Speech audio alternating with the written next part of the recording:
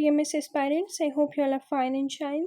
So you have started the preparation for PMS exam. आपके PMS के exam अब expected हैं. आपकी जो अप्लाइंग डेट थी वो कब की एक्सपायर हो चुकी हैं और अब तमाम एस्पायरेंट्स जो हैं वो प्रिपरेशन कर रहे हैं. ठीक है, अब हर बच्चा ही अपने आप में ब्रिलियंट है. ठीक है, ये नहीं कि कोई भी ऐसा स्टूडेंट है कि जिसमें कोई किसी किस्म की कमी हो. ठीक है, बस आपको ये है कि एक गाइडलाइन नहीं होती. ठीक है, आपको पेपर की टेक्निक नहीं पता होती, आपको ये नहीं पता होता कि आपने सिलेबस कैसे कवर करना है, कौन कौन से एरियाज़ करने हैं और जस्ट इम्पोर्टेंट एरियाज़ आपने कैसे करने हैं. ठीक है, तो ये तमाम चीज़ें जो हैं अभी मैं अपने गेस्ट सेशन में करवा रही हूँ. मैक्सिमम स्टूडेंट्स जो हैं प्रिपरेशन कर रहे हैं और जो मेरे सेशन के स्टूडेंट्स हैं उनको गारंटी से तैयारी करवाई जाती है.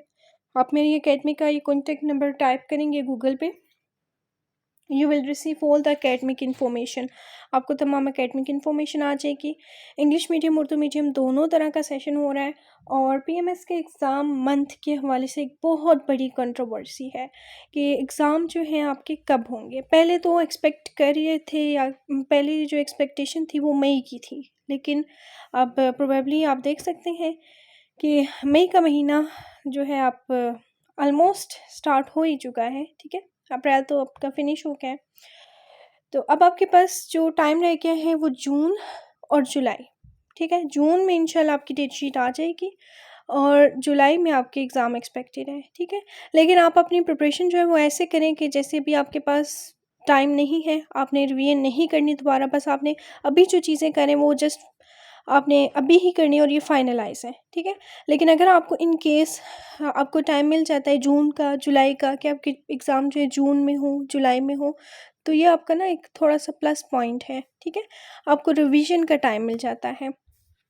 So start your preparation for all the compulsory and optional subjects. Do not ignore English essay, Pressy and composition paper. Do not ignore the important tips and tricks of compulsory and optional subjects. ठीक है, कुछ ऐसे students होते हैं जो अपनी मर्ज़ी के ऑप्शनल्स रख लेते हैं. अब उनको आपने क्लियर भी करना है. ठीक है, क्योंकि PMS का अपना एक क्राइटेरिया होता है, आप उस हिसाब से सब्जेक्ट्स रखें. लेकिन बहुत से ऐसे स्टूडेंट्स अपनी लैंग्वेजेस के हिसाब से सब्जेक्ट्स रख लेते हैं, पश्तो, पंजाबी और बहुत से ऐसे सब्जेक्ट्स जो हैं वो कैरी कर लेते हैं जो कि उनको नहीं करनी चाहिए. ठीक है, बाज़ दफ़ा ये होता है लैंग्वेज सब्जेक्ट जो है पिछले साल अगर उसने उनको अच्छा स्कोर करवा दिया, लेकिन अगले साल जो है लैंग्वेज सब्जेक्ट को PMS में हिट किया जाता है. ठीक है, तो इससे अब आप खुद सोच सकते हैं कि आपका कितना नुकसान होता है. और PMS का अपना क्राइटेरिया है. मेरे स्टूडेंट्स के रिज़ल्ट CSS 2024 के जो भी एग्ज़ाम हुए थे रिसेंटली फेब में हुए थे.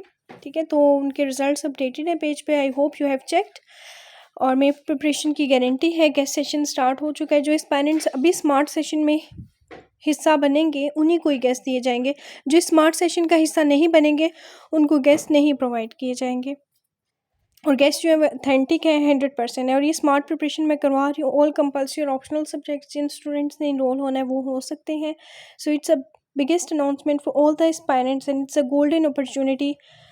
You have to join the smart session, then you will be eligible for the guest session. अगर आप स्मार्ट सेशन का हिस्सा बनते हैं तभी आपको, क्योंकि अदरवाइज़ इसको मैं चीटिंग कंसिडर करती हूँ. हर पेपर के ऑलमोस्ट 20 इंपॉर्टेंट क्वेश्चन है जो मैं कवर करवा रही हूँ एस्पायरेंट्स को.